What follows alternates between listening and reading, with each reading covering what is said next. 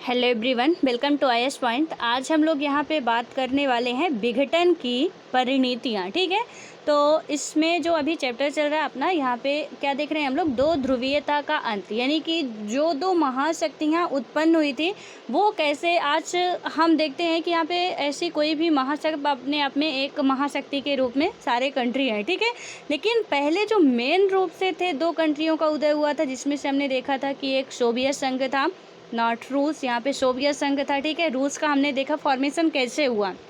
उसके बाद एक अमेरिका था। ये दो ही पावरफुल कंट्रियां थी, इन दोनों का ही विघटन कैसे होता है। तो रूस का जो विघटन होगा उसको हम लोग बखूबी समझ चुके हैं कि सोवियत संघ का जो विघटन हुआ है वो कैसे हुआ। ठीक है, और जब भी आप मेंस लिखेंगे तो यहाँ पे मैं आपको बता दूं कि आप हमेशा याद रखिएगा कि जिस टाइम की घटना आपसे पूछी जा रही है और जो आपको यहाँ पे बताना है, यदि सोवियत संघ आपको शीत युद्ध के से रिलेटेड कुछ क्वेश्चन लिखने हैं या सेकंड वर्ल्ड वार से रिलेटेड कुछ क्वेश्चन लिखने हैं, तो वहाँ पे आप रूस नहीं लिखेंगे, वहाँ पे आप क्या लिखेंगे, सोवियत संघ लिखेंगे। और यदि आप, हमने देखा ना कि रूस को ही मेजर उत्तराधिकारी इसका माना गया था, बट आप रूस नहीं लिखेंगे। वर्तमान रूस लिख दें कोष्टक में वो अलग बात है, लेकिन रूस नहीं लिखेंगे। और उसके बाद जैसे बर्मा था पहले, अब म्यांमार हो गया। तो यदि कभी उस टाइम की, जिस टाइम पे कुछ हुआ, कोई उनका हिस्टोरिकल बैकग्राउंड आपसे पूछा जा रहा है, तो आप फिर वही चीज़ें लिखेंगे। जैसे हमारे जो आधुनिक भारत में आप पढ़ते हैं बहुत सी चीज़ें, क्रांति होती है, आंदोलन होते हैं। तो इसमें से क्या हुआ था कि जैसे पहले मुंबई था, ठीक है, अब यहाँ पे बॉम्बे बना या बम्बई बना, सॉरी पहले बम्बई था अब मुंबई बना।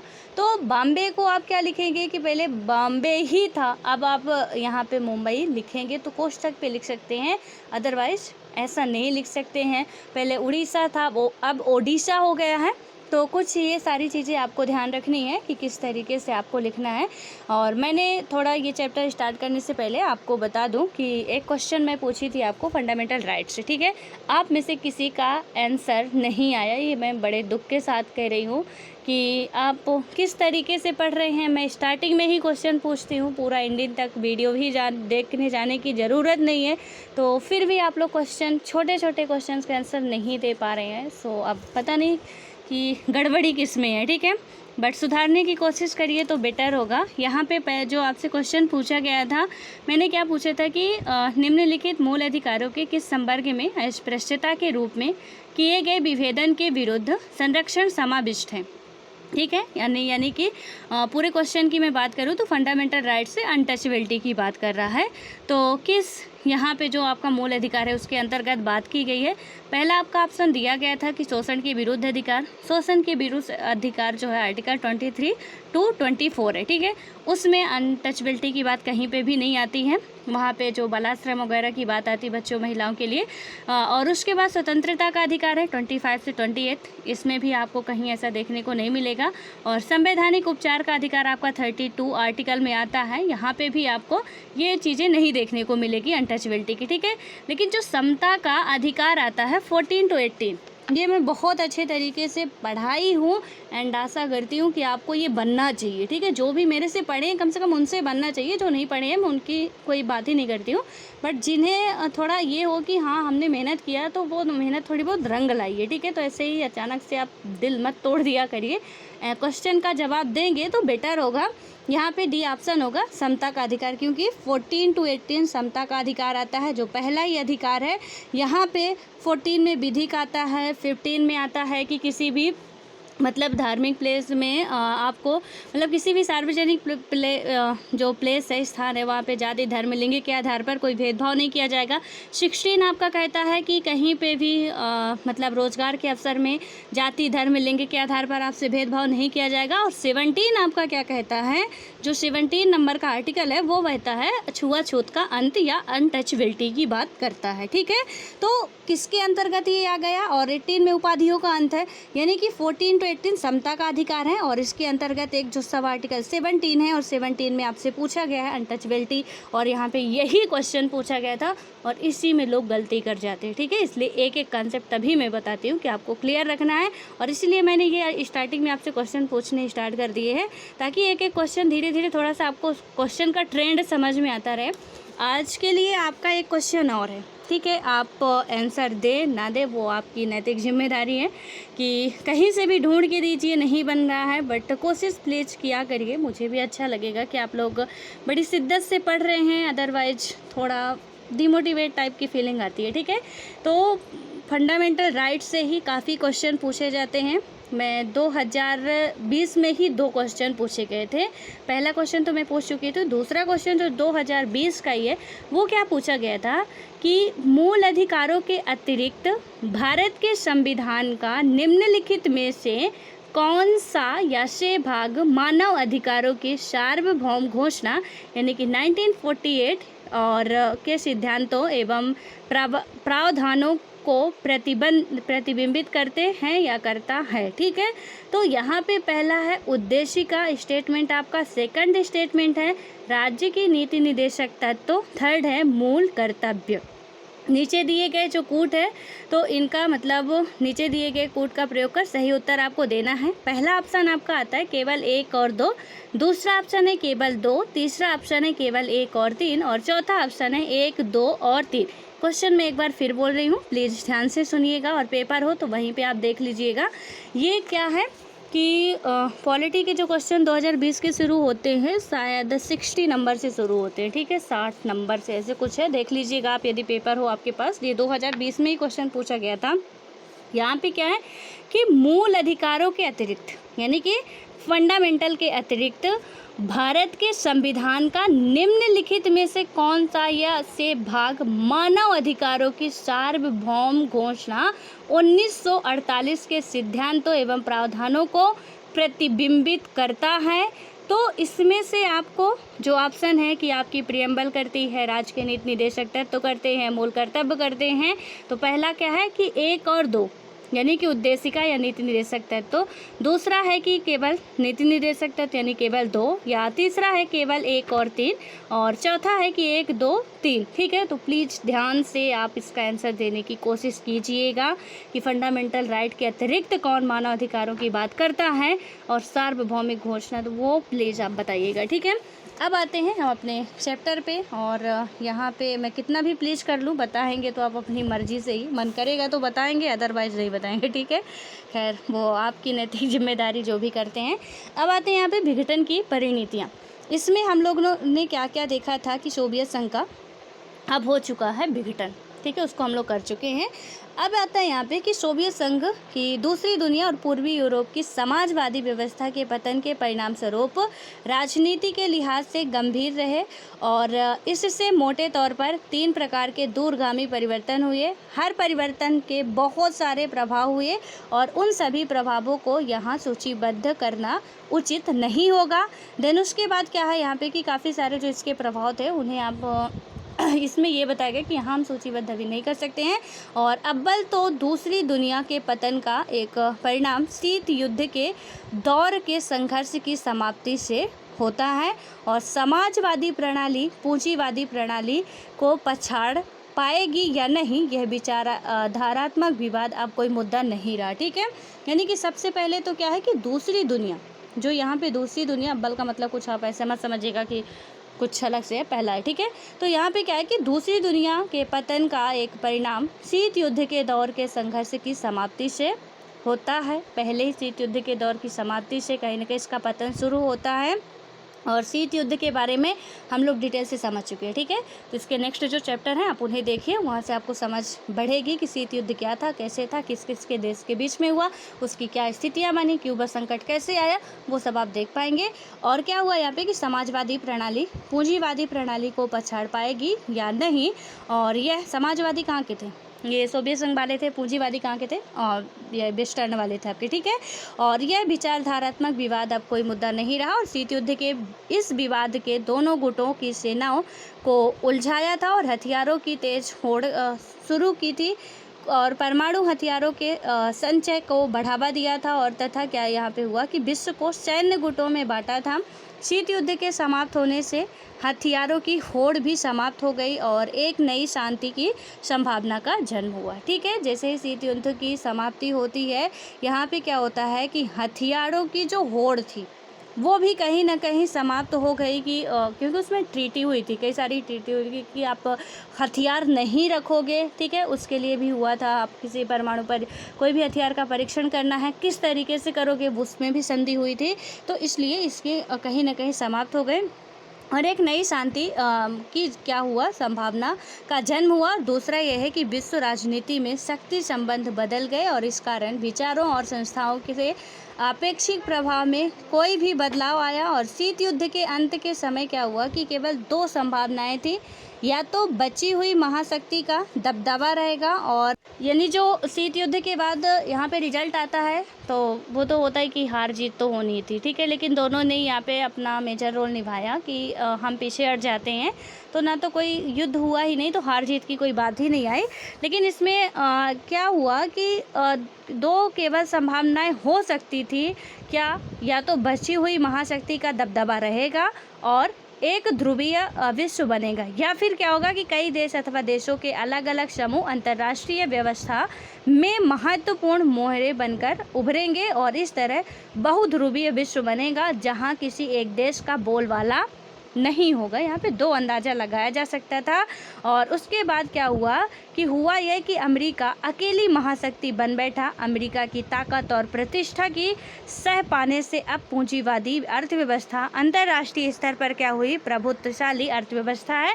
और विश्व बैंक और अंतर्राष्ट्रीय मुद्रा कोष यानी कि जो वर्ल्ड बैंक है आपका और IMF है जैसी संस्थाएं क्या कि यहाँ पे विभिन्न देशों की ताकतवर सलाहकार बन गई, क्योंकि इन देशों की पूंजीवाद की ओर कदम बढ़ाने के लिए इन संस्थाओं ने कर्ज दिया है। हमें भी दिया कर्ज इन संस्थाओं ने। कौन सी संस्थाओं ने? IMF ने और इंटरनेशनल मॉनेटरी फंड ने और वर्ल्ड बैंक ने, ठीक है। तो यहाँ पे क्या हुआ कि तो इन्होंने क्या किया था कि हम सबको कर्ज ही दिया था। कैसे? क्योंकि अमेरिका एक महाशक्ति बन चुकी थी, सोवियत संघ का हम लोग पहले ही विघटन कर चुके हैं। वहाँ पे हमने देखा था कि उनकी जो इकोनॉमिकली कंडीशन थी वो तो क्या हुआ कि हम दूसरों के घर भरने में लगा दिए, ठीक है, कि हमने जो पूर्वी यूरोप वाले देशों को मिलाया था हमने उसी पे ही अपना पैसा खर्च कर दिया, हमने मतलब कि सोवियत संघ वालों ने, ठीक है। तो उनका जो इकोनॉमिकली कंडीशन थी वो कमज़ोर होती गई, कमज़ोर होते होते धीरे धीरे उनका विघटन होने लगा। और इसके बाद भी ना जो आपने गुटनिरपेक्ष आंदोलन की बात की थी, तो आई होप कि आपको पता होगा गुटनिरपेक्ष आंदोलन, जिसमें अपने भारत के नेहरू जी भी शामिल थे। मतलब कई सारी कंट्रियां, पहले तो 5 कंट्रियां मिलकर बनाती हैं, उसके बाद बहुत सारी कंट्रियां शामिल होती हैं कि हमें किसी राष्ट्र में नहीं मिलना है, ठीक है। इसे गुटनिरपेक्ष आंदोलन कहते हैं। बट ये नहीं था कि हमें सारे राष्ट्रों से नाता तोड़ देना है, बस हमें ये 2 महाशक्तियों में से किसी में नहीं मिलना, ये था गुटनिरपेक्ष आंदोलन। क्योंकि वो लोग कह चुके थे कि आप या तो हम में मिलो या उनमें मिलो, और कहीं पे भी मिलते तो दिक्कत तो दोनों में थी, क्योंकि दोनों ही पावरफुल कंट्रियां थी। इसलिए तय किया कि हम नहीं मिलेंगे। और यहाँ पे तो एक ही शक्ति बचती है, फिर वो कौन सी? अमेरिका, ठीक है, वो पावरफुल बनती गई। और उसके बाद क्या हुआ यहाँ पे कि एक वो बनी पूंजीवादी, और उसने IMF और वर्ल्ड बैंक की स्थापना की, जो कि हर देश को पूंजीवाद की ओर अग्रसर करने के लिए कर्ज देता था, ठीक है। अभी आगे हम समझेंगे। राजनीतिक रूप से उदारवादी लोकतंत्र राजनीतिक जीवन को सूत्रबद्ध करने की सर्वश्रेष्ठ धारणा के रूप में उभरता है। और तीसरी बात जो आपके सामने आती है यह कि सोवियत खेमे के अंत का एक अर्थ यह था कि मतलब अंत अर्थ जो था नए देशों का उदय, और इन सभी देशों की स्वतंत्र पहचान और पसंद है। इनमें से कुछ देश, खासकर बाल्टिक और पूर्वी यूरोप के देश, यूरोपीय संघ से जुड़ना और उत्तर अटलांटिक संधि संगठन यानी कि नाटो का हिस्सा बनना चाहते थे। और मध्य एशियाई देश अपनी विशिष्ट भौगोलिक स्थिति का फ़ायदा यहाँ पे देखिए कि उठाना चाहते थे। और इन देशों ने क्या किया कि रूस के साथ अपने मजबूत रिश्ते को जारी रखा और पश्चिमी देशों यानी कि अमेरिका, चीन तथा अन्य देशों के साथ संबंध बनाए रखा। और उसके बाद क्या हुआ कि इस तरह अंतर्राष्ट्रीय फलक पर कई नए खिलाड़ी सामने आए। हर एक के हित, पहचान और आर्थिक राजनीतिक समस्याएं अलग अलग थी। आगे इन्हीं मुद्दों पर हम लोग देखेंगे, ठीक है। तो इसमें से अमेरिका तो एक पावरफुल कंट्री आज भी है, पहले थी, आज भी है, वो एक पावरफुल देश है। लेकिन इसके बाद ये था कि हर देश कमज़ोर है, ऐसा नहीं रह गया फिर, ठीक है। सब अपने अपने अस्तित्व के लिए, सबको यहाँ पे ऊपर उठने के लिए सबने प्रयास किया, और यहाँ तक कि हम लोग भी काफ़ी ज़्यादा प्रयास किए हैं। और अभी देखेंगे कि ये जो कर्जे की बात आई है तो किस तरीके से देता था। जो हमारे यहाँ 1991 की जो यहाँ पे एलपीजी आता है, यानी कि लिबरलाइजेशन, ग्लोबलाइजेशन और प्राइवेटाइजेशन, ठीक है। एलपीजी का लिक्विड पेट्रोलियम गैस वाला नहीं है। ये जब आता है 1991 में, तो हमें आईएमएफ के द्वारा ही कर्ज मिलता है, ठीक है। उसमें से आईएमएफ ने कर्ज देके क्या रखा था, हमारे साथ शर्त रखी थी कि हम कर्ज आपको तभी देंगे जब आप एलपीजी अपने राष्ट्र में लागू करोगे तब, ठीक है। वो ये पूरी शर्त रखा था कि आपको उदारवादी नीति अपनानी होगी किसी भी व्यवसाय में, आपको किसी भी व्यवसाय में प्राइवेट वालों को सामने लाना होगा, और आपको क्या करना होगा कि वैश्विक व्यापार को बढ़ावा देना होगा। यानी कि जो अदर राष्ट्रों से व्यापार है उन पे आपको आयात निर्यात पे बढ़ावा देना होगा, और आप यदि इसे स्वीकार करते हैं तो हम आपको कर्ज देते हैं, क्योंकि हमारी इकोनॉमिकली कंडीशन बद से बदतर हो गई थी। अब आता है कि साम्यवादी शासन के बाद शॉक थेरेपी, इसको देखते हैं कि ये क्या है। शॉक थेरेपी जो मतलब डॉक्टर देते, ठीक है, मेडिकल वर्ड है। इसमें से क्या हुआ कि साम्यवाद के पतन के बाद पूर्व सोवियत संघ के गणराज्य एक सत्तावादी समाजवादी व्यवस्था से क्या हुआ कि लोकतांत्रिक पूंजीवादी व्यवस्था तक के इसमें यदि देखें हम कि कष्टप्रद संक्रमण से होकर गुजरे। रूस, मध्य एशिया के गणराज्य और पूर्वी यूरोप के देशों में पूंजीवाद की और संक्रमण का एक खास मॉडल अपनाया गया, और विश्व बैंक और अंतर्राष्ट्रीय मुद्रा कोष द्वारा क्या हुआ कि निर्देशित इस मॉडल का शॉक थेरेपी, यानी कि इसको क्या कहा गया, शॉक थेरेपी या आघात पहुंचाकर उपचार करना कहा गया। यानी कि इसमें से क्या हुआ, एक बार और पढ़िए इसी। यहाँ पे हमने जो देखा, जो शॉक थेरेपी था कि साम्यवाद के पतन के बाद पूर्व सोवियत संघ, कौन सा सोवियत संघ वाला पार्ट, पूर्व सोवियत संघ वाला पार्ट, क्या किया कि इसके गणराज्य सत्तावादी समाजवादी व्यवस्था से लोकतांत्रिक पूंजीवादी व्यवस्था तक के, यानी कि उनके जो पहले साम्यवादी था वो लोकतांत्रिक व्यवस्था अपनाना चाह रहे थे, जो कष्टप्रद संक्रमण से होकर वो गुजरते हैं, ठीक है। आसानी से तो साम्यवाद से लोकतंत्र में नहीं आए वो, तो जो उनके बीच कष्ट आता है उससे गुजरते हैं। रूस, मध्य एशिया के गणराज्य और पूर्वी यूरोप के देशों में पूंजीवाद की और संक्रमण का एक खास मॉडल अपनाया गया। विश्व बैंक और अंतर्राष्ट्रीय मुद्रा कोष द्वारा निर्देशित इस मॉडल को हम क्या कहते हैं, शॉक थेरेपी कहते हैं। किसके द्वारा ये मॉडल अपनाया गया था, वर्ल्ड बैंक एंड आईएमएफ के द्वारा जो अपनाया गया ये मॉडल था, इसे आप शॉक थेरेपी कहते हैं। प्लीज़ इसे आप कहीं नोट कर लीजिए, या आप अपने दिमाग में ही अच्छे तरीके से बैठा लीजिए, नोट कर लेंगे बेटर होगा, क्योंकि दिमाग भूलता रहता है, ठीक है। यदि हम इसका देखें कि इसका मतलब क्या होता है, तो आघात पहुंचाकर उपचार करना कहा जाता है।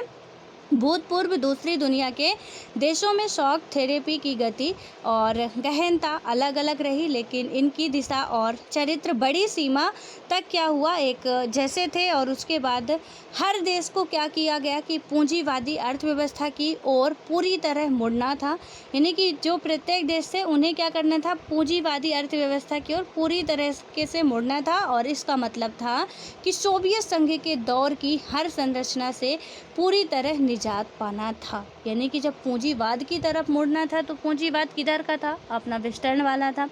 अब क्या हुआ कि सीधा सा मतलब इसका, चाहे आप अपनी मतलब कि यहाँ पे यदि हम देखें कि बहन को मान लीजिए बुला रहे हैं अपना, ठीक है, तो या तो कहें कि हमारे मम्मी पापा की बेटी सुनती हो, या तो आप कहें कि अपनी बहन को कि मेरी बहन प्लीज़ ऐसा काम कर दो, तो होगी तो आपकी बहन, वो आपके मम्मी पापा की बेटी आपकी बहन लगती है, ठीक है। या तो आप कह रहे हैं कि मेरी बहन ऐसा काम कर दो, तब भी आपकी वो बहन है। तो इसमें चाहे आप ये कान पकड़ो चाहे वो कान, की सोवियत संघ के यहाँ पे जो है कि मतलब अर्थव्यवस्था जो है पूंजीवाद की तरफ मुड़ना है, तो वेस्टर्न की तरफ मुड़ना है। या तो आप ये कहो कि जो सोवियत संघ है उसका खात्मा करना है, सीधे सीधे साम्यवाद का खात्मा करना है, ठीक है। तो यहाँ पे क्या हुआ जो शॉक थेरेपी थी कि सर्वोपरि मान्यता थी कि मिल्कियत का सबसे प्रभावी रूप निजी स्वामित्व होगा और इसके अंतर्गत राज्य की संपदा के निजीकरण और व्यावसायिक स्वामित्व के ढांचे को तुरंत अपनाने की बात शामिल थी और सामूहिक फर्म को निजी फर्म में बदला गया और पूंजीवादी पद्धति से क्या की गई कि खेती शुरू होती है। और क्या होता है कि इस संक्रमण में राज्य नियंत्रित समाजवाद या पूंजीवाद के अतिरिक्त किसी भी वैकल्पिक व्यवस्था या तीसरे रुख को मंजूर नहीं किया जाता है। और अब क्या हो रहा है कि शॉक थेरेपी ये किसके द्वारा दिया गया था, IMF और वर्ल्ड बैंक के द्वारा। ये भी आपको याद रखना है कि इससे क्या हुआ कि अर्थव्यवस्थाओं के बाहरी व्यवस्थाओं के प्रति रुझान बुनियादी तौर पर बदल गए। कहाँ पे कि बाहरी व्यवस्थाओं के प्रति जो रुझान थे वो बुनियादी तौर पर आपके बदल गए और अब माना जाने लगा कि ज़्यादा से ज़्यादा व्यापार करके ही विकास किया जा सकता है और इस कारण मुक्त व्यापार को पूर्ण रूप से अपनाना जरूरी माना गया और पूंजीवादी अर्थव्यवस्था को अपनाने के लिए वित्तीय खुलेपन यानी कि खुलापन, मुद्राओं की आपसी परिवर्तनीयता और मुक्त व्यापार की नीति महत्वपूर्ण मानी गई है। और अंततः आप कह सकते हैं कि इस संक्रमण में सोवियत संघ यानी कि सोवियत खेमे के देशों के बीच मौजूद व्यापारिक संगठनों किसके, सोवियत खेमे के, ठीक है, को समाप्त कर दिया गया। खेमे के प्रत्येक देश को एक दूसरे से जोड़ने की जगह सीधे पश्चिमी मुल्कों में जोड़ा गया। यानी कि जो सोवियत खेमे के प्रत्येक देश थे उन्हें एक दूसरे से जोड़ने की जगह किधर को वो जाने लगे, पश्चिम की तरफ जाने लगे, ठीक है। और उसके बाद क्या हुआ कि इस तरह धीरे धीरे इन देशों को पश्चिमी अर्थतंत्र में समाहित किया गया और पश्चिमी दुनिया के पूंजीवादी देश अब नेता की भूमिका निभाते हुए अपनी विभिन्न एजेंसियों और संगठनों के सहारे इस खेमे के देशों के विकास का मार्गदर्शन और नियंत्रण करेंगे। देखिए रूस को यानी सोवियत संघ को कैसे बिल्कुल एक महाशक्ति से एक यानी कि वो कहते हैं ना राजा से रंक, तो एक पावरफुल कंट्री कैसे समय परिस्थितियां बदली और सीधे के सीधे आके यहाँ पे बिल्कुल गर्त में मिल जाती, किसी मतलब उसका कोई अस्तित्व ही मिट जाता, उस चीज़ का अस्तित्व मिट गया। अमेरिका तो फिर भी बना रहा, इसका तो सोवियत संघ का नाम भी मिट गया कि ऐसा कुछ था पहले। मतलब इतने बुरे तरीके से उन्होंने, क्योंकि क्या था ना उधर वेस्टर्न वाले का दिमाग काफ़ी चलता था। हम लोग जो इधर 3-5 में लगाते हैं वो अपना जो टाइम है, दिमाग है, वो कहीं सही तरीके पे लगाते हैं। अभी मैं थोड़ा सा आपको एग्जांपल यहाँ पे बताऊँ। मान लीजिए हम इंडिया में, ठीक है, इंडिया में हमें वो प्यार श्यार का बहुत ज़्यादा ट्रेंड चलता है आजकल के जनरेशन में, ठीक है। इसमें क्या होता है कि हमने क्या किया कि हमें किसी से मान लीजिए थोड़ा बहुत अट्रैक्शन है तो उसको हम लोग प्यार का नाम दे देते हैं, ठीक है। और क्या किए कि डायरेक्टली हम बोल नहीं पाएंगे, पहले 1 महीने 2 महीने उसको समझने में लगाएंगे, उससे बात करेंगे, फिर धीरे धीरे बात थोड़ा थोड़ा आगे बढ़ेगी, थोड़ा थोड़ा नज़दीक आएंगे। 6-7 महीने मोस्टली लग ही जाते हैं, ठीक है। कुछ ज़्यादा ही हुई है तो ठीक है कि आप 1-2 महीने में ही एडजस्ट कर लो, लेकिन ऐसा कुछ होता है। यहाँ की जो हम लोगों की भी मेंटेलिटी बनी हुई, अभी भी हम लोग उस जोन से निकल नहीं पा रहे हैं। लेकिन जो अदर डेवलप कंट्रियाँ होती वहाँ पे क्या होता है, वही तेरे को मैंने पसंद किया, मान रही तो मान रही, वरना तो साइड हट। और वहाँ पे जो भी काम है फटाफट करो, क्योंकि इन सब में हमें टाइम बर्बाद करने का टाइम नहीं है। यदि आना है आओ, नहीं आना है नहीं आओ। आज हमने डेट पे बुलाया, आ रही तो आ रही है, या आ रहा तो आ रहा, नहीं आ रहा तो फिर नहीं आ रहा। इसमें ऐसा नहीं होता कि यार बस एक ही है उसी के पीछे रहो, जो भी है हम अपना, हम तो आधी जनरेशन हमारी इसी में, आज की जो जनरेशन है वो कुछ इसी तरीके से अभी भटकी पड़ी है कि बस बिल्कुल बस हम भी लैला मजनू है, सारी इसकी मोहब्बत हमें कर लेना है और कुछ नहीं, ठीक है। फिर वही होता है कि हम सुसाइड करते हैं, फिर हमने ऐसा किया वैसा किया, ये वो, विकास हम क्या करेंगे, क्योंकि हमारा दिमाग तो जब हमें पढ़ना चाहिए था तब हमारा दिमाग तो इसके में लग चुका है, ठीक है, कि अब हमें पढ़ाई करनी चाहिए, अब हमें आगे बढ़ने के लिए। आजकल देखेंगे कि स्कूल कॉलेज के बच्चे भी मतलब कुछ ऐसे ही चल रहे हैं, तो अब आप सोच सकते हैं कि भविष्य क्या होने वाला है। तो ये सब होते हैं, एक टाइम के बाद सारी चीज़ें अच्छी लगती हैं, बट हम लोग कुछ ज़्यादा जल्दी सोचते हैं इन सब चीज़ों में, मतलब जिनका कोई मेरे हिसाब से कितना ना तो कोई बहुत बड़ा वो है। हम बस क्या करते हैं, हमें सबसे मोहब्बत होती है, घर वालों से भी होती है, पड़ोसियों से भी होती है, सबसे होती है, लेकिन इसका मतलब ये नहीं जहाँ पे अपना नुकसान हो उस ऐसी मोहब्बत किसी काम की नहीं होती, ठीक है। तो सीधा सा है कि हम लोग जो अभी विकासशील पे चल रहे हैं, तो सिर्फ हमारी गवर्नमेंट कुछ नहीं कर सकती यार, गवर्नमेंट हमसे बनी है, हमें भी अपना उतना ही रोल निभाना पड़ेगा। हर जनता को जब हमें पढ़ाई का मौका दिया गया है, तो पढ़ाई का लेवल बहुत ही अच्छा है, लेकिन जितना भी है हम उसमें भी उतना नहीं कर पाते हैं। हम टॉप कर जाते, 10 टॉप कर जाते, 12th में हमारे 90% आ जाते, 98% तक आ जाते हैं, बट उस बच्चे से पूछा जाता है कि भाई फिजिक्स के कोई फार्मूला बता दो, तो नहीं बनता। हमारे 98% आए हैं लेकिन नहीं बनता। ये पढ़ाई किस काम की है? आप सोच सकते हैं कि ऐसा मतलब हम कह सकते हैं कि हमें रोज़गार नहीं मिल रहा, हम बहुत पीछे हैं, हमारी सरकार कुछ कर नहीं रही है। तो हर काम में आप सरकार को, अपने पेरेंट्स को दोषी माने, तो ये भी तो ठीक नहीं है। कहीं ना कहीं हमारी भी गलती है और हमें एक्सेप्ट करना चाहिए कि जब हमें पढ़ना चाहिए तब हम कुछ और ही कर रहे हैं, ना तो काम कर रहे हैं, घर का ही काम करें। और बिल्कुल मैं ये दावे के साथ कह सकती हूँ कि आज के जो बच्चे हैं, हम आप जितने भी हैं, तो घर के काम के नाते, तो एक तो घर में बहुत ज़्यादा काम होता नहीं है, लेकिन होता भी है तो एक लोटा पानी उठाने के लिए भी रेडी नहीं होते हैं हम लोग, ठीक है। ये अभी मेंटेलिटी बनी हुई है हम लोगों की कि घर का काम तो छूना नहीं है। करते हैं ऐसा, बिल्कुल ये 100% है। आपको लग रहा होगा कि ये बता रही है, मतलब मैं जितना यहाँ पे आप लोग खुद से थोड़ा सा एनालाइज करिए कि क्या आप ये सारी चीज़ें करने के लिए तैयार रहते हैं, तो दिमाग में तो कुछ और ही चलता रहता है, ठीक है। अब आता है शॉक थेरेपी के परिणाम। थोड़ा अब इसमें देखते हैं कि क्या कैसे होता है शॉक थेरेपी के जो परिणाम थे। और इसमें क्या हुआ कि 1990 में अपनाई गई शॉक थेरेपी जनता को उपभोग के इस आनंद लोक तक नहीं ले गई और जिसका उसने वादा किया था। जो शॉक थेरेपी थी, इसके रिजल्ट की भी बात कर ले तो जो वादा करते हैं अब इतना पूरा नहीं कर पाती है ये। और अमूमन क्या होता है, शॉक थेरेपी से पूरे क्षेत्र की अर्थव्यवस्था तहस नहस हो गई और इस क्षेत्र की जनता को बर्बादी की मार झेलनी पड़ी। रूस में क्या हुआ कि पूरा का पूरा राज्य नियंत्रित औद्योगिक ढांचा चरमरा उठा और लगभग 90% उद्योगों की निजी हाथों या कंपनियों को बेचा गया। किसमें? प्राइवेट जो किया गया था उसमें बेचा गया। आर्थिक ढांचा का यह यानी कि ढांचे का यह पुनर्निर्माण चूँकि सरकार द्वारा निर्देशित औद्योगिक नीति के बजाय बाजार की ताकतें कर रही थी, इसलिए यह कदम सभी उद्योगों की मतलब मटियामेट करने वाला साबित हुआ और इस इतिहास की सबसे बड़ी जो मराज सेल के नाम से जाना जाता है। और क्योंकि यहाँ पे क्या हुआ कि महत्वपूर्ण उद्योगों की कीमत कम से कम करके आकी गई और उन्हें औने पौने दामों में बेच दिया गया। हालांकि क्या हुआ कि यह महाबिक्री के में भाग लेने के लिए सभी नागरिकों को अधिकार पत्र दिए गए थे, लेकिन अधिकांश नागरिकों ने क्या किया कि अपने अधिकार पत्र काला बाजारियों के हाथों में बेच दिए क्योंकि उन्हें धन की ज़रूरत थी और रूसी मुद्रा रूबल में मूल्य के में नाटकीय ढंग से गिरावट आई और मुद्रास्फीति इतनी ज़्यादा बढ़ गई, मुद्रास्फीति इन्फ्लेशन, ठीक है। आप इकोनॉमिक्स में इसे पढ़ेंगे कि जो मुद्रास्फीति थी, इन्फ्लेशन था, महंगाई थी, वो इतनी ज़्यादा बढ़ गई कि लोगों की जमा पूंजी जाती रही क्योंकि सारा का सारा तो आपने प्राइवेट कर दिया, ठीक है। वो सारे वेस्टर्न में जाते गए, उनका रोल था कि हम इसको आप एलपीजी पे ढालो। तो प्राइवेट के पार्ट में हमारे इंडिया की आधी चीज़ें प्राइवेट हो रही हैं। अभी आपको देख रहे हो बहुत ज़्यादा प्राइवेट वाला ट्रेंड चल रहा है, ठीक है। तो ये वैश्विक तुलना आप करेंगे कि ऐसे ऐसे हमारे पहले से घटनाएं विश्व में घट चुकी हैं। प्राइवेट का हमें जो पॉजिटिव पार्ट है, जो निगेटिव इसके हैं, वो सारे आपको लिखने पड़ेंगे और क्वेश्चन इससे 110% है कि बनने ही बनने वाला है। पूछा जाता है, ये प्राइवेटाइजेशन से लेके आपसे क्वेश्चन बनते ही बनते हैं।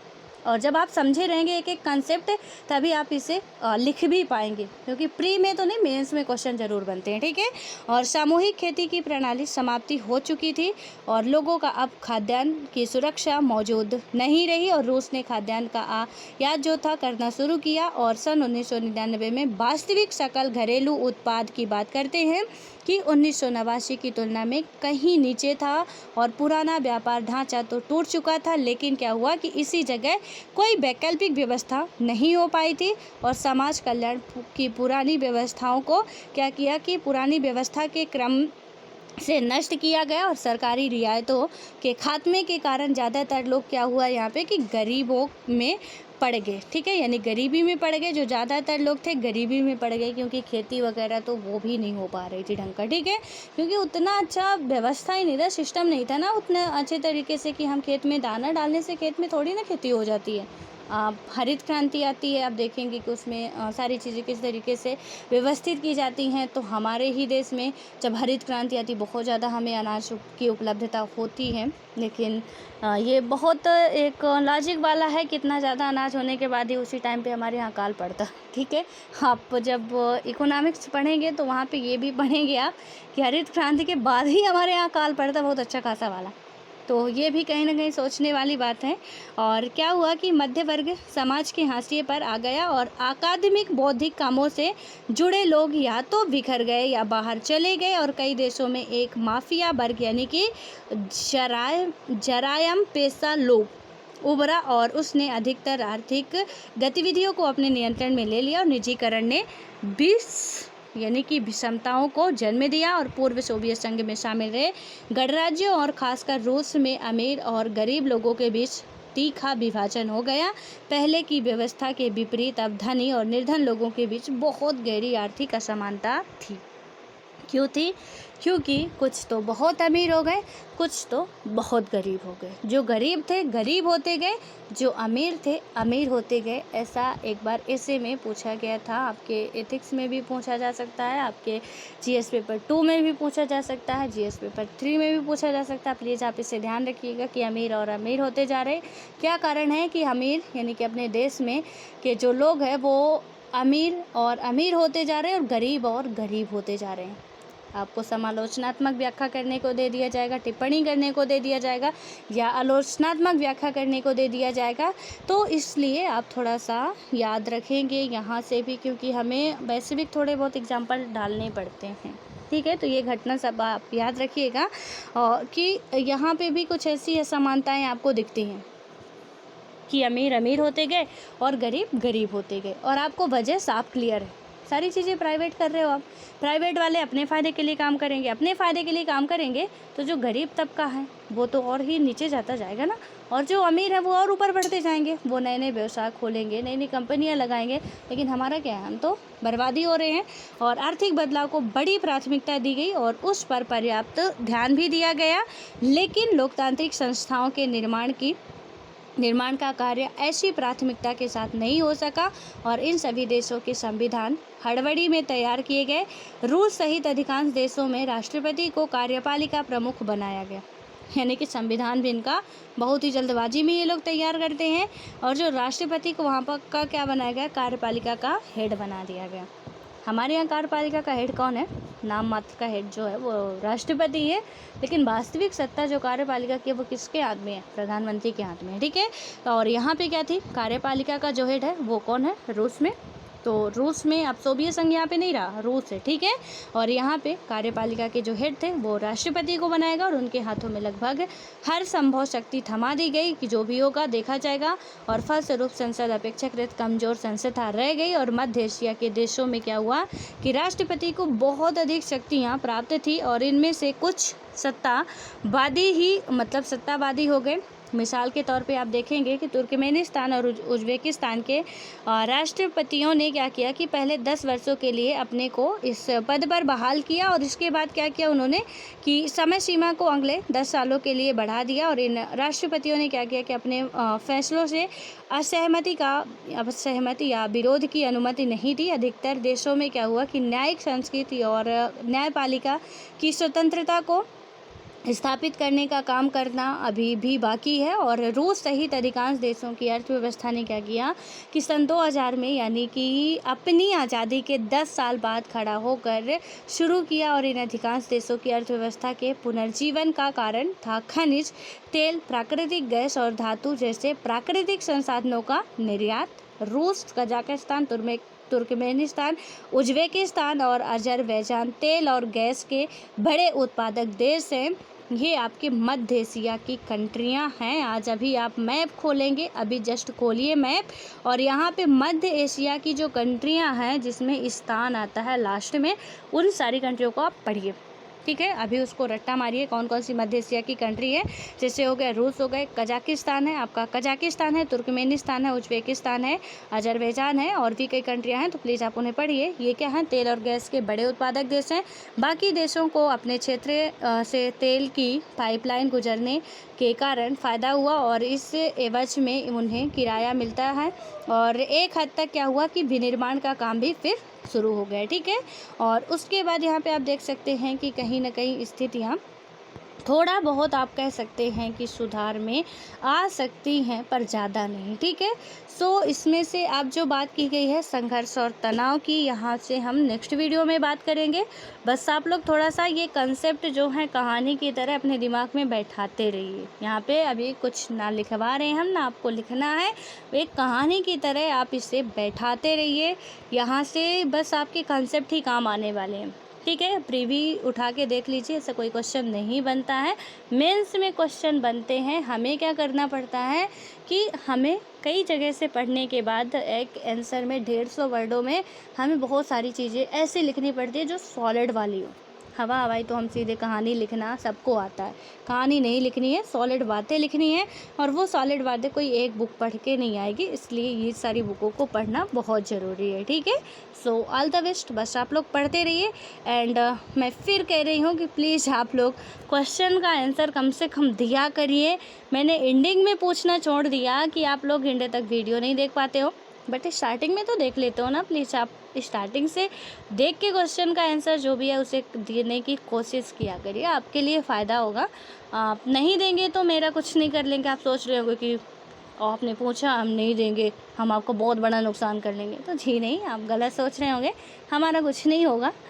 बस इतना थोड़ा बुरा लगता है कि मेहनत का कोई मतलब नहीं आप लोगों के साथ नज़र में, और इसलिए आप देना भी नहीं चाहते हैं। खैर जो भी है आप लोग करते रहिए, पढ़ते रहिए।